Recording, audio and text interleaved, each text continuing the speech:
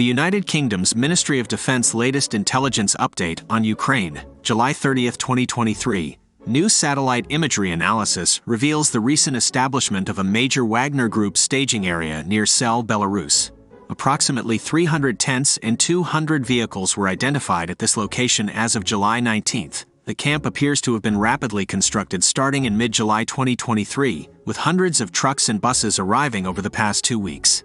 Few armored vehicles have been spotted, raising questions about Wagner's access to heavy weaponry after withdrawing from eastern Ukraine. The size of the encampment suggests at least several thousand Wagner mercenaries may be gathering in Belarus. While their intentions are unclear, this buildup highlights Belarus' enabling role for Russian forces. Wagner's acquisition of equipment and enablers like airlift will be crucial to rebuilding combat effectiveness. This camp may indicate attempts to reorganize and resupply Wagner units after suffering heavy losses during failed offensives in Ukraine earlier this year. Continued monitoring of Russian and proxy forces in Belarus will provide key indicators of any renewed offensive plans in northern Ukraine. The Air Force Command of Ukraine Armed Forces update. Overnight on July 30th, Russia launched 4 Shahed-136 and Shahed-131 kamikaze drones from the southeast, targeting southern Ukraine. Ukrainian air defenses intercepted and neutralized all incoming drones before they could hit targets in Kherson and Dnipropetrovsk regions. In the last 24 hours, Ukrainian aviation forces conducted approximately 10 airstrikes against Russian military concentrations, including personnel, weapons, and equipment. This continues an intensive air campaign applying pressure to Russian rear areas. Additionally, on July 29th, Ukrainian air defense shot down 4 Russian reconnaissance uncrewed aerial vehicles. The downing of these intelligence-gathering drones indicates Ukraine is actively contesting Russian aerial surveillance capabilities.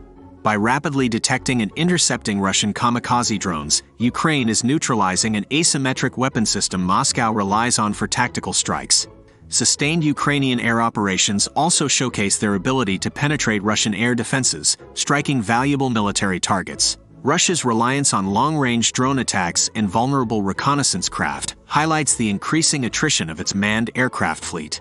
The Institute for the Study of War Russian Offensive Campaign Assessment. The lack of reaction from Russian military bloggers to the recent Ukrainian strike on the strategic Chonhar bridge represents a telling shift in their coverage of the war. On July 29th, Ukraine announced its forces successfully targeted the bridge along the M18 highway connecting occupied Crimea and Kherson. Yet prominent Russian military bloggers have been notably silent about both the attack and occupation official Vladimir Saldo's claims of intercepting Ukrainian missiles. This silence stands in stark contrast to the vocal outrage generated by the previous June 22 strike on the same bridge. Russian bloggers routinely comment on Ukrainian strikes against Russian logistics, whether successful or not.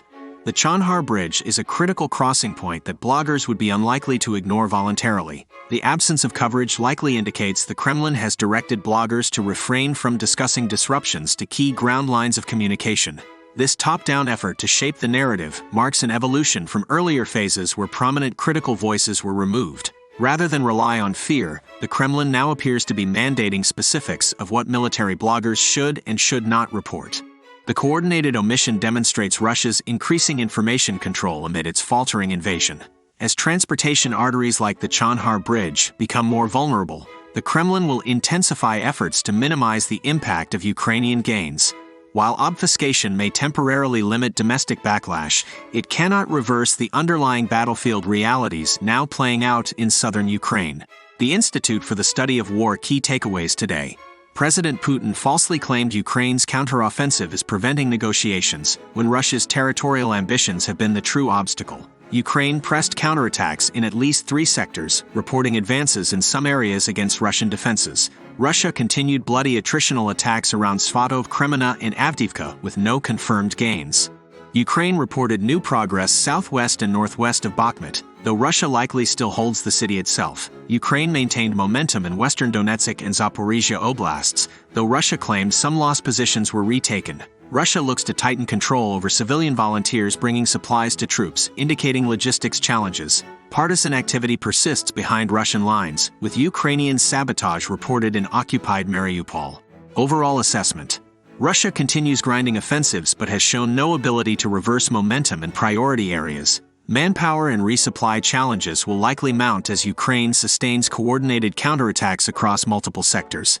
Putin's false negotiating rhetoric cannot obscure that Russia's territorial ambitions, not Ukrainian gains, are the main obstacle to peace.